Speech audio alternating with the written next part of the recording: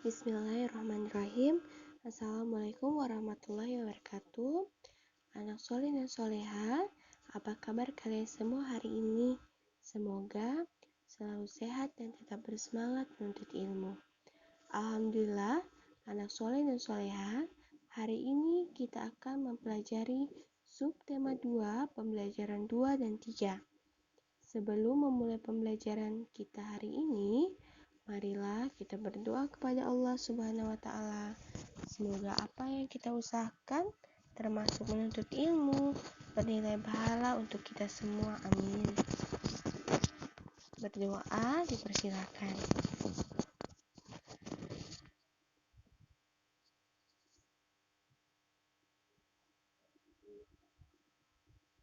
Berdoa selesai. Anak-anakku, kita akan mulai dari pembelajaran kedua. Silakan kalian buka bukunya halaman 45. Nah, pada bagian ayo menulis, ini berkaitan dengan pembelajaran sebelumnya di halaman 40. Kebetulan pada halaman 40 kita lewati kemarin pembelajarannya. Nah, intinya pada pembelajaran ini yaitu adalah wawancara yang menggunakan kalimat-kalimatnya. Nah, Bu Guru singgung sedikit ya nak.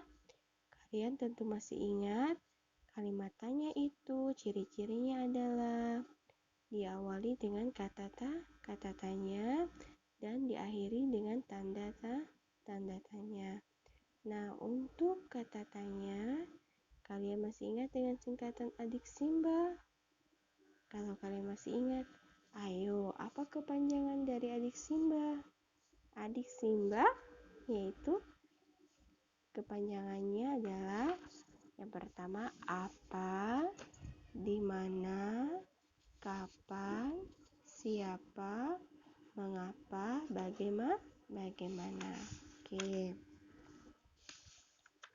Nah, selanjutnya kita lihat bagian ayo peragakan.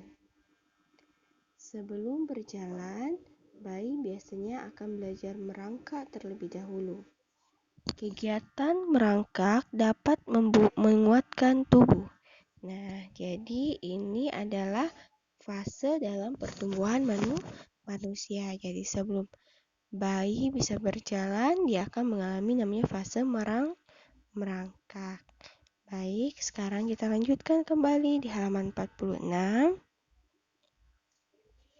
Ayo berdiskusi. Nah, kita baca ya nak ya. Pertumbuhan dan perkembangan setiap orang berbeda-beda. Perbedaan antar individu harus kita hargai. Saling menghargai merupakan bentuk pengamalan sila kedua Pancasila. Masih ingatkah kamu bunyi sila kedua Pancasila?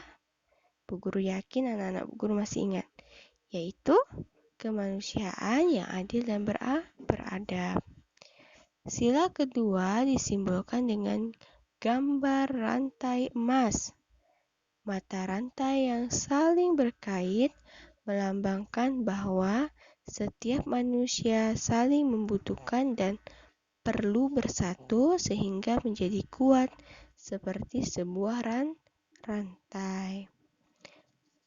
Nah, oleh karena itu, sebagai sesama manusia, kita harus saling menghargai, menghormati, menyayangi, dan membantu. Di sini ada 5 contoh pengamalan Pancasila sila kedua. Ya, sikap-sikap yang sesuai dengan sila kedua Pancasila antara lain menemani adik belajar, atau kalian mau tulis menemani adik bermain juga benar. Membantu orang tua mengerjakan pekerjaan rumah. Berbagi bekal makan kepada teman yang tidak membawa makan. Keempat, menghargai kegemaran teman. Yang kelima, tidak bersikap sombong saat menjadi pemenang. Ayo berdiskusi. Jika setiap orang dapat mengamalkan sikap sesuai sila kedua Pancasila, maka kerukunan akan tercipta. Dengan saling membantu, pekerjaan menjadi cepat selesai. Menurutmu, sikap lain apa saja yang sesuai dengan sila kedua Pancasila? Silakan. Kalian berikan contohnya, contoh tambahan. Yang pertama, bisa menemani adik bermain. Apalagi kalau di sekolah. Tidak membuli teman. Ya. Nah, apa saja manfaat lain dari pengamalan sila kedua Pancasila? Maka kerukunan akan tercipta. Akan hidup rukun, tidak ada yang bertengkar. Kalau di sekolah akan punya banyak teman. Kalau di rumah akan disayangi orang tua dan saudara. Ya. Nah, ayo berlatih pada halaman 47.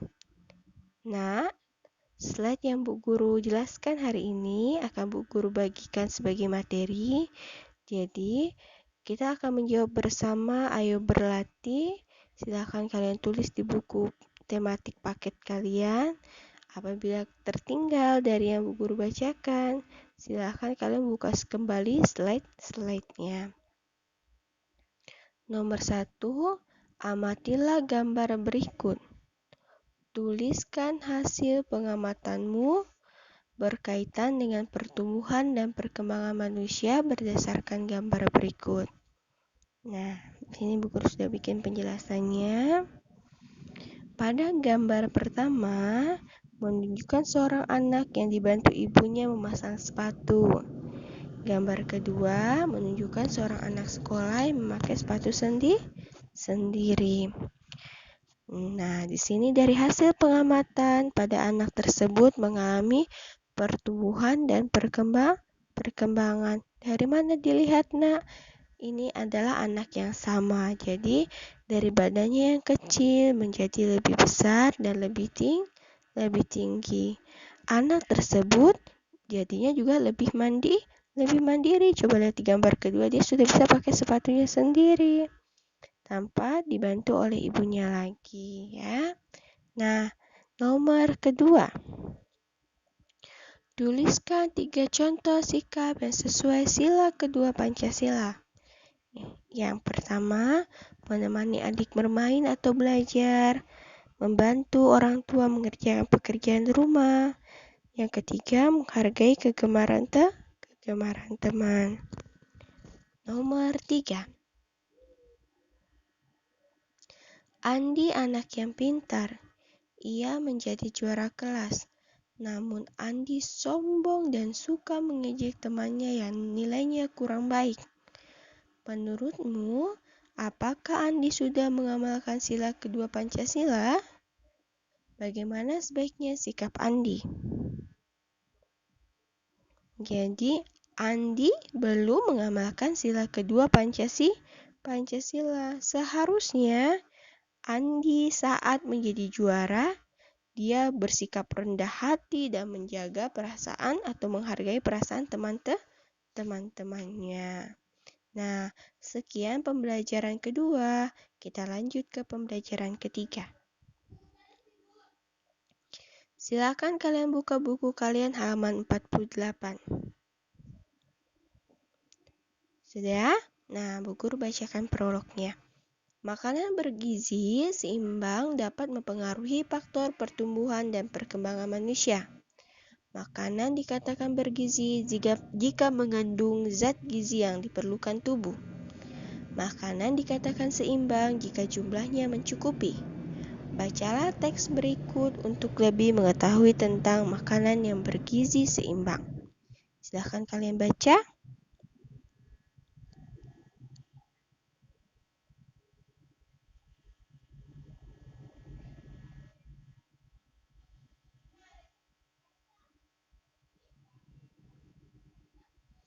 Sudah? Nah,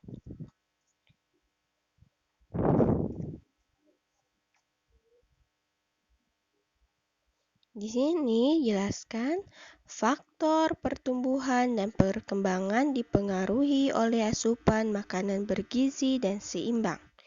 Makanan dikatakan bergizi jika mengandung zat gizi bagi tubuh.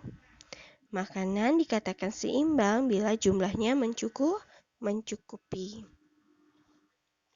Dari yang tadi kalian baca, zat-zat makanan yang diperlukan oleh tubuh yang pertama adalah karbohidrat sebagai sumber tenaga terdapat pada biji-bijian dan umbi-umbian.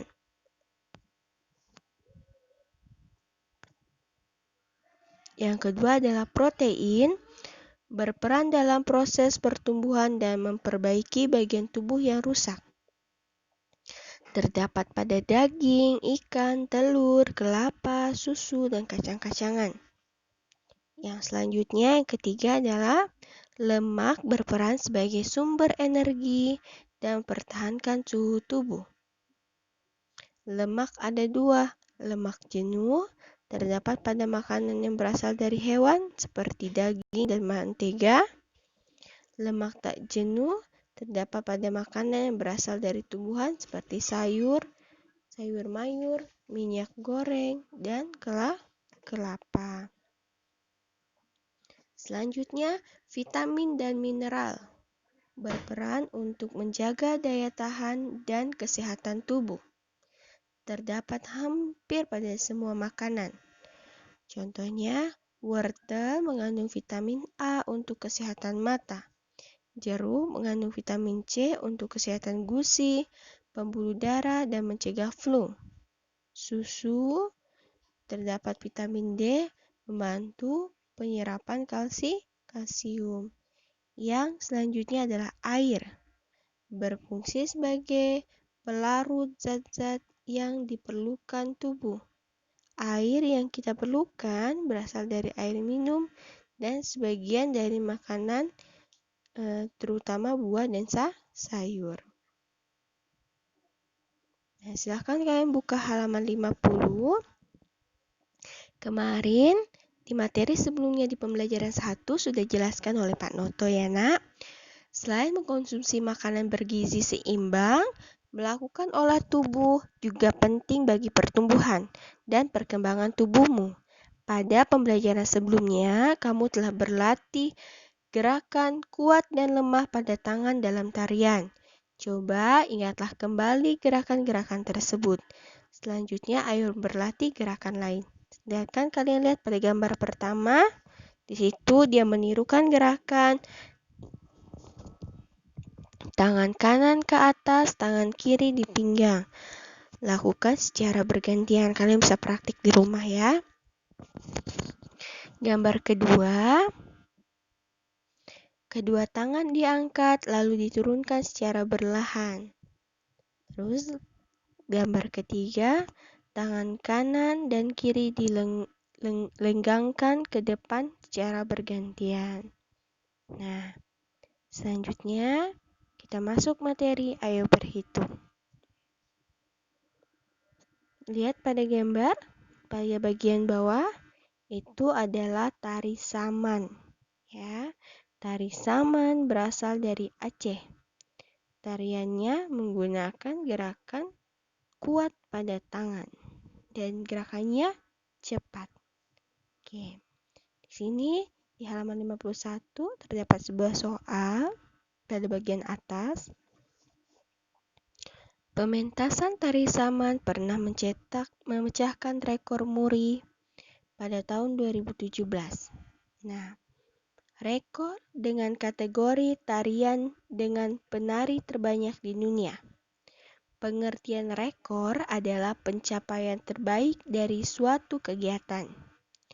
Jumlah penari yang mementaskan tari saman pada tahun 2017 yaitu 12.262 orang.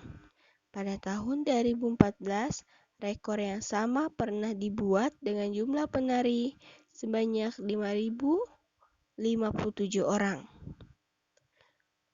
Ya, dapatkah kamu menghitung jumlah penari yang pernah memecahkan rekor? Nah, di sini Silahkan kalian baca. Jumlah penari pada tahun 2017 ada 12.262. Pada tahun 2014, 5.057 orang. Yang ditanyakan, berapa jumlah semua penari yang pernah memecahkan rekor? Berarti tinggal kalian jumlahkan. 12.262 dijumlah 5.057. 2 ditambah 7 sama dengan 9. Nah, ini Bu Guru minta maaf, yang angka 1 yang di atas itu bergeser ya. Seharusnya dia ada di atas angka 2. Oke. 6 ditambah 5, 11. Jadi 1, satunya lagi diletakkan di atasnya angka 2. Ini bergeser di slide. Terus 1 tambah 2 sama dengan 3. 2 tambah 5 sama dengan 7. Terus satunya tuh turun. Jadi jumlah semua penari yang mencatat rekor adalah 17.319 orang. Selanjutnya pada halaman 52.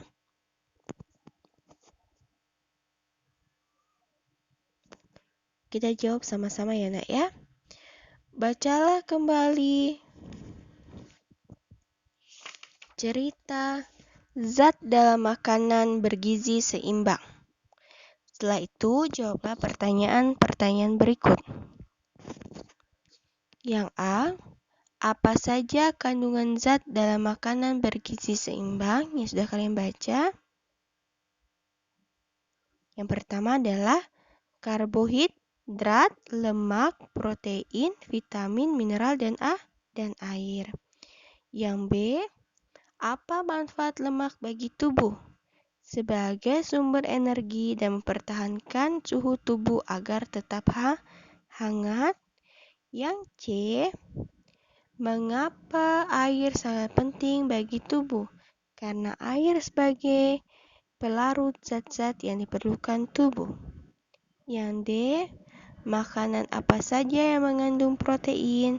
Yaitu daging, ikan, telur, kelapa, susu, dan kacang-kacangan. Lalu kalian perhatikan nomor 2. Nomor 2 nya kita lewati ya. Nomor 3. Sebanyak 1.476 penduduk desa Sukatani bermata pencarian sebagai petani dan 1.925 orang sebagai pedagang. Berapa jumlah seluruh pedagang dan petani di desa tersebut? Dilihat, diketahui jumlah petani 1.476 orang. Jumlah pedagang 1.925 orang. Yang ditanya berapa jumlah seluruh petani dan pedagang di desa tersebut. Berarti dijumlahkan. Lihat, Bu Guru sudah jumlahkan. 1.476 ditambah 1.925. Kalian lihat hasilnya. Nah, 6 ditambah 5 sama dengan 11. Tulis 1, simpan 1 pada tempat puluhan. Lalu ditambahkan 7 tambah 2 tambah 1, yaitu simpanan dari yang sebelumnya. Jadi 10, tulis 0, simpan 1 pada tempat ratusan. 4 tambah 9, terus ditambah lagi 1, sama dengan 14, yang ditulis adalah angka 4, simpan 1 pada ribuan. Terus 1 tambah 1 tambah 1 sama dengan 3. Paham ya? Nah, kita lanjutkan soal keempat. Koleksi buku cerita anak di sebuah perpustakaan ada 4.174 buah. Koleksi buku pengetahuan lebih banyak 836 buah. Berapa banyak koleksi buku pengetahuan di toko buku tersebut? Diketahui jumlah koleksi buku cerita sama dengan 4.174 buku. Jumlah buku pengetahuan lebih banyak 836 buku. Yang ditanya berapa banyak jumlah buku pengetahuan di toko tersebut. Ya, jadi dijumlahkan 4.174 dijumlahkan 836. Lihat, 4 tambah 6 sama dengan 10, yang tulis adalah nolnya. Satunya naik di atas 7. 7 tambah 3 tambah 1, 1 dari simpanan sebelumnya, yaitu 11, yang ditulis adalah 1, satunya naik ke atasnya 1. 1 tambah 1 tambah 8 sama dengan 10, berarti tulis 0, satunya simpan di atas 4. 4 ditambah 1 sama dengan 5. Jadi, banyak buku pengetahuan di toko tersebut adalah 5.000, 10 buku. Nomor 4. Ini nomor 4 ya. Selisih banyak telur ayam dan bebek yang dihasilkan di sebuah peternakan adalah 430 butir. Telur ayam lebih banyak dari telur bebek. Jika banyak telur bebek adalah 2.159 butir, berapa banyak telur ayam, berapa jumlah telur ayam dan telur bebek semua. Nah, ingat ya. Diketahui selisih telur ayam dan telur bebek adalah 430 butir. Jumlah telur bebek 2.159 butir. Telur ayam lebih banyak dari telur bebek, jadi ditambahkan 2.159 ditambah 430. Dijumlahkan hasilnya adalah 2.589. Jadi jumlah telur bebek adalah 2000. Maaf, bukan telur bebek di sini, ya. Jumlah telur ayam adalah 2.589 butir. Guru edit dulu.